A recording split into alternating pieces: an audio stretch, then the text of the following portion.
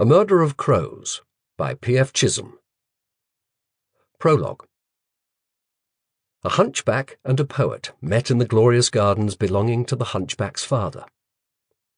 The poet was dusty and tired, having ridden up from London to report to his new employer on the sensational events in and around the Fleet prison the previous Sunday.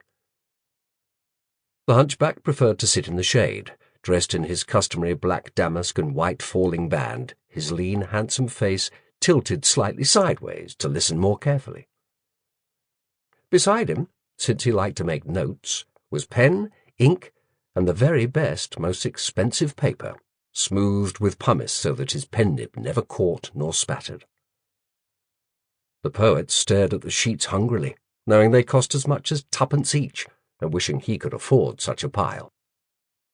The bench was carved to look as if it had grown from the ground and faced across a labyrinth made of low-clipped box trees, filled in with scented flowers, some of which were making a valiant last flowering in the autumn light.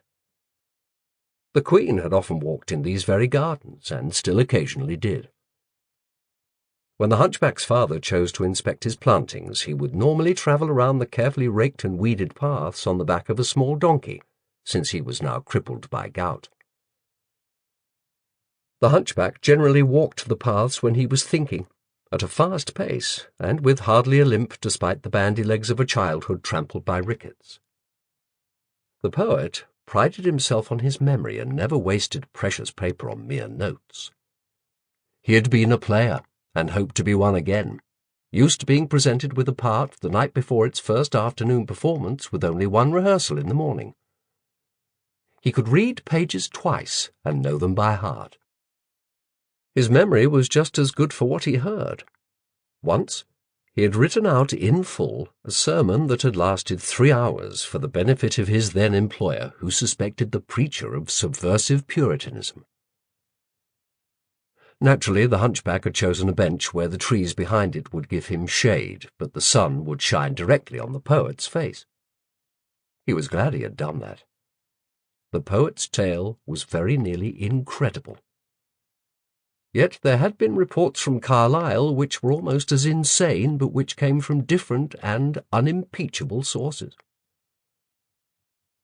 "Are you telling me that Mr. Vice-Chamberlain Heneage organised a plot to implicate one of Lord Chamberlain Baron Hunsdon's sons?" "Edmund Carey," put in the poet quietly. "Yes, whichever one, in the forging of gold angels by alchemical means?" The poet nodded. Sample complete.